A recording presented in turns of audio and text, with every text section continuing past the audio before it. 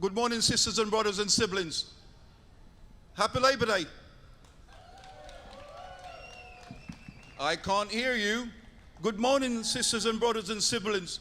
Happy Labor Day. That's better. My name is Greg Burton. I'm your Toronto area director, and I would like to take this opportunity to thank you all for showing up to our Labor Day parade today. You know, it's so nice to see all of you after such a long time. You know, COVID have kept us apart for way too long. But we are back at Nathan Phillips Square, sisters and brothers, on Labor Day, celebrating labor.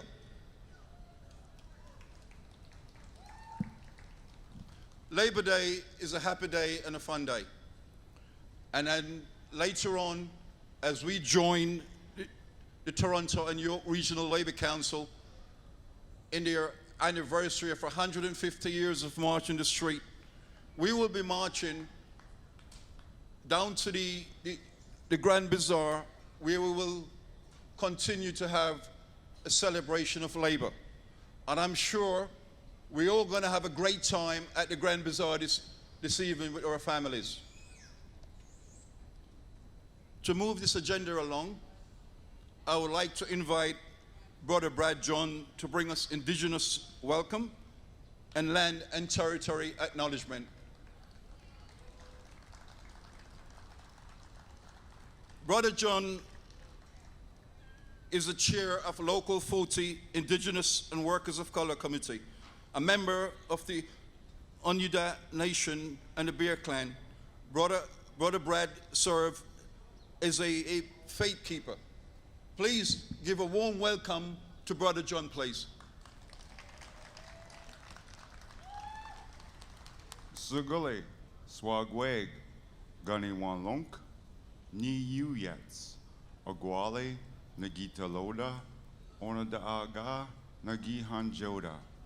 I'm Brad John, Bear Clan from Oneida First Nation, a proud member of Traditional Council back home. You know, one of the famous quotes, you hear it often, and it's used by everybody, but it's really Haudenosaunee, and that is, we're always thinking 7 generations ahead. Anyway, I just want to say thank you for having me here, and fighting back does make a difference. I love you guys, and have a good day, and I look forward to seeing you in the march, if my knees hold up. Woo! Thanks, brother. Thank you. Thanks, Brother Brad, for bringing us Indigenous welcome and to be here with us today to celebrate labor. At this time, I would like to invite Brother Anthony Sylvester of the International Trade Union of Denmark to bring greetings from Denmark for us. Brother Sylvester, please. Dear sisters and brothers, Happy Labor Day! Me and my sisters and brothers from United Federation of Danish Workers, we are very honored to be here. We are here with the solidarity. Solidarity. Solidarity. Dear solidarity. Dear sisters and brothers, today is not only a Labor Day we're celebrating, we also celebrating 25th anniversary of the collaboration between Unifor and our union. We started 1997 with our collaboration with the CAW. We still continuing. We will do it for next 100 years and even more. Sisters and brothers, the money makers, the employers, they are asking us to work hard for them. Yes, we do work hard each and every day. What are we getting in return? Nothing. Sisters and brothers, money makers, those employers ask us to be a flexible working force. Yes, we are very much flexible working force, but what are we getting for return? Nothing. Our employer ask us to be loyal to them. We are pretty much loyal to them. What are we getting in return? Nothing. The inflation is rising higher and higher, and workers are getting poorer and poorer, and we do not get nothing. That's why today is the day to stand together, fight together in solidarity, because we will fight back. We will fight for our justice. We will fight for our family. We will fight for the good job, good, well-paid wages, and we will fight for our future generation. Solidarity, Unifor. We love you. Yeah, thanks, Brother Sylvester, to bring greetings from Denmark. We appreciate all the years of support and your delegation coming to a parade year in year after year. So we want to thank you for all the years of support that you give to us over the years. Our next speaker is a progressive trade unionist that have been a voice for working class people for over 25 years, especially workers in healthcare. Sisters and brothers, please give a warm welcome to Local 40 President David Amal.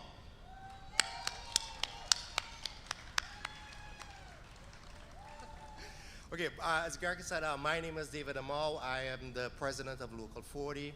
It's an amalgamated local. We have different sectors, healthcare. These are my members here from FTG, Foreign Group Technologies, right? But the majority of my membership, they're PSWs. The PSWs that I do represent, unfortunately, they are not seen. Believe it or not. Because when we hear PSWs, we think about PSWs in the hospitals. But there is a whole different sector out there. PSWs in supportive housing in the communities.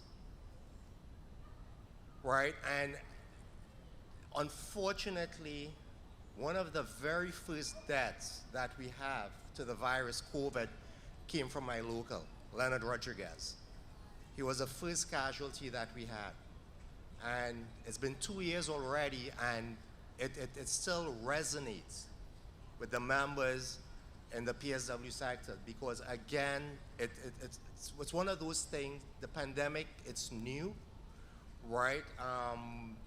Employers, they were having a hard time, management, members were having a hard time on how to deal with this. So we had to come together and work together. There was some management team, of course, they would just do the bare minimum. We had to go in there, right, and basically knock down doors, right, to get the proper PPEs for our members. And unfortunately, it took the death of one member to get that done, right? Secondly, the pandemic does not discriminate. Unfortunately, we lost another member, Tony Genovi. He's a service tech for Yorkdale Ford. He passed away also. And again, we have to look forward, because if you look at the state of our healthcare system today, right, I can guarantee you, as a labor movement, if we do not lobby, hit the streets, talk to family, talk to neighbors, I can guarantee you our healthcare system will be privatized. How many of us here, if they privatize healthcare tomorrow, how many of us here can actually walk into a hospital and pay medical bills? Put your hands up. No, because like the brother said earlier, right? They're making money, our wages are not moving. Right, so we need to come together. Bill 124. How many of you know what Bill 124 is? We all know what it is, because in healthcare, we are stuck at that 1% wage increase. There's nothing more. And Doug Ford took away our democratic right to go to the table to employers and negotiate. We have to defeat Bill 124. Come hell or high water, because if we don't, our healthcare, if you think our healthcare is in shambles now, it's going to be even worse. So with that being said, I don't want to take up much of your time. So brothers and sisters, family and friends of the labor movement, please have a happy Labor Day. But remember what Labor Day is about. The fight continues after today. Thank you. Thanks, brother, for being here with us today and for your presentation. Excellent. Thank you very much. Our next speaker is a sister that we have here with us today, Sister Teresa Gorboski. Sister Gorboski is a chairperson of GDI that's been on strike for the past 2 weeks in Oshawa. So, sisters and brothers, please give a warm welcome to Sister Teresa Gorboski, please.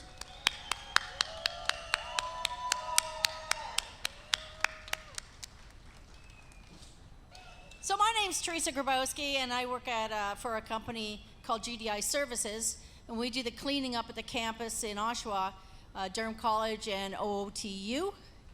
I worked there for 11 and a half years, and we are on strike. This feels very familiar to me right now. So we've been on strike, we're in our second week. We're striking for wages, of course. The company was very, very fortunate and thriving during COVID because cleaning services tripled in price, at least, and their profits tripled. However, the cleaners got no more money. We currently make $16 an hour. $16 an hour. Day one of the strike, GDI brought in replacement workers. Snuck them in through the residence, through the back way, avoiding the front line. And $16 an hour amounts to about $2,000 a month. $2,000 a month. So, you know, by the time you pay your rent or mortgage, buy food, hydro, water, gas, heaven forbid you have daycare, we're left with nothing. I just want to mention a couple of things. One is local communities here in Toronto, big community, out in Durham region, fairly decent sized community, are dependent on their community for support of a lot of charitable organizations and things that go on in the community themselves. So we're looking at $16 an hour. Can I support my food bank? Can't support the food bank. Can I support women's shelters? No money to support women's shelters. Can I support the local children who come to my door trying to raise money for their school trip? Mm-mm. There's no money left to support nothing. We support families that maybe have house fire, maybe that have children that have medical needs that, you know, it's very expensive when you're coming to parking and eating in Ronald McDonald's house. There's a lot of organizations that rely on the community for support, and, you know, I'm starting to feel as a community member when I can't support my own community, and I'm a full-time employed person, and I don't have a cent left at the end. You got kids looking for new shoes for school. They want to join sports. $16 an hour doesn't let that happen. So I wanted to mention another thing to Mr. Doug Ford, Premier Ford. You're talking a lot lately about mental health. Everybody's starting to recognize the importance of mental health. So how do you think my mental health is when I'm stressed every month, trying to support the family on $16 an hour? Slowly, slowly sinking into that hole and drowning. So I'm feeling it. I'm looking at a homeless crisis, where one interest raise from the banks from being homeless. How are we going to provide or buy a home on $16 an hour? Full-time employment. $16 an hour is survival pay, if that. That's not minimum wage. That's not a life or living wage. That's survival wage. So if we want to uplift our communities and we want to have people mentally healthy, we have to pay people to survive so they can eat, so they can support their community. It's like a domino effect. So, we're good? If anybody has any time and wants to come out to the Durham region, to the college, and help us picket, we need manpower. And I just want to propose a toast. So raise your flags. Solidarity, unity, support. Yeah, Unifor. Good job, guys. Stay strong. Enjoy your day. Sisters and brothers, good morning. Steve Batchelor, staff rep. Anti-scab legislation now. Let's talk about that, though, for a minute. Let's talk about the terminology of that, because I refuse to talk about a human being a scab. Here's the scabs. The scabs are these employers that continuously take advantage of and exploit workers, mostly migrant workers in this case, by hiding them in the backs of vans and trucks to get them across our picket lines. That's the scabs. The scabs are the legislators that refuse to put legislation in place to help with anti-replacement workers. Those are the scabs. These workers at Durham College have been without a collective agreement since December 31st of last year. When we got into bargaining, we soon got into bargaining. About 2 weeks into it, the employer terminated the bargaining committee. They went back into the workplace with all the workers. He met with the workers and said, we fired the union. He said, we're going to give you a 2% raise, and that's it, and that's all you're going to get if you want to come back to work, which launched an unfair labor practice at the board, to which we were successful. We resumed bargaining and got into the monetary aspects of the negotiations.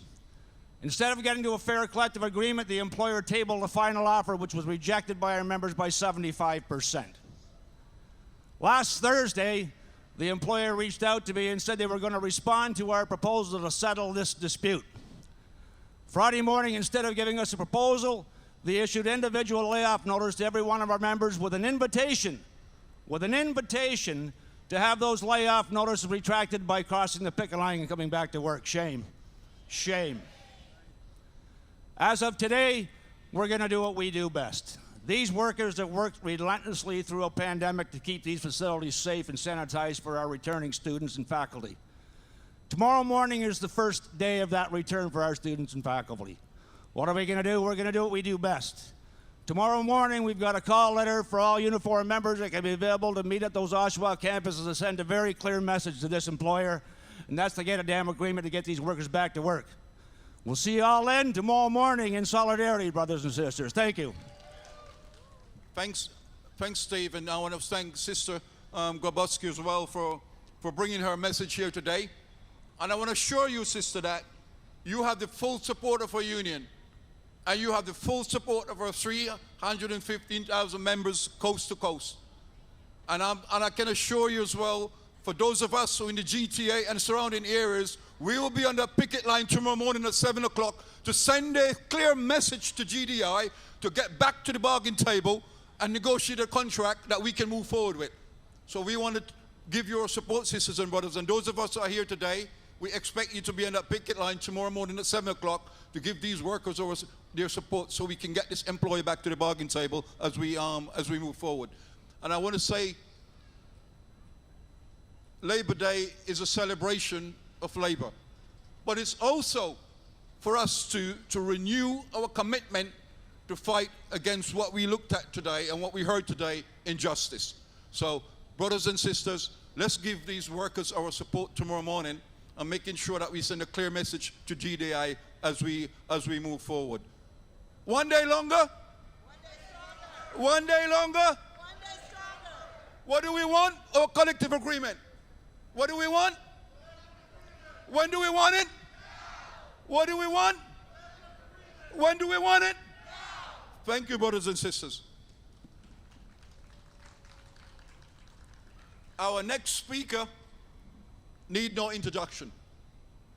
A wonderful, wonderful human being, an excellent, excellent trade unionist, the first woman to be elected our national president, Lana Payne. And thanks for coming today. It's really good to actually be celebrating with all of you and to once again be marching with our sisters and brothers in the broader labor movement. Together we all know we're stronger. And together in solidarity, we're stronger still. A huge congratulations from all of us at Unifor as well to the Toronto and York Region District Labour Council on its 150th anniversary. 150 years of fighting back. 150 years of confronting power. 150 years of making a difference for working people. Let's keep doing this. This Labor Day, Unifor is celebrating the fighting spirit of our members and of workers everywhere, all across our union, all across this country, and all over the world. Workers like Sister Teresa and her 70 co-workers employed by this company, super corporation GDI, who are making huge profits off the backs of our members. Today, we also celebrate the progress made by unions over many generations. But we also know this is no time for complacency. We work our entire lives as trade union activists for moments like we find ourselves in right now, a moment where we can build worker power. We are seeing a renewed militancy by workers everywhere. Workers are joining unions in large and small numbers, and workers are fighting back like never before. We all know that the rights we have today didn't just happen. The gains that have been made were taken through struggle and because of the courage of working people like Teresa and her sisters and brothers. Over the past year, Unifor members have taken strike action in record numbers. Record numbers. Fighting for better pay and better working conditions. Teresa's told you they make $16 an hour, working nights, making sure the college is safe and clean for young people and the staff who work there. And what do they get for their dedication, including taking the risk to their health and lives during this pandemic? They get a boss who breaks the law. They get an employer who hires replacement workers to do their work when they dare to demand economic justice. And on the eve of Labor Day, the employer took the union busting tactics to a whole new level, pressuring and intimidating our members to cross their own picket line, and then serving layoff notices during a labor dispute. Shame on this employer. We have news for GDI and the college, because they're just as bad. You will not get away with treating our members like this. Not today, not tomorrow, not ever. Our members at Local 222 deserve justice. They deserve fair treatment, and they deserve decent pay and decent work. And they will have the full force of our union with them until they win a fair deal. GDI, you have two choices. You can take the easy way and negotiate a fair agreement with us, or you can take the hard way. And the hard way starts tomorrow morning at 7 a.m. Friends, you all know corporations are raking in record profits. The Bank of Canada has declared war against working people with their rapid rise in interest rates, and income inequality continues to grow.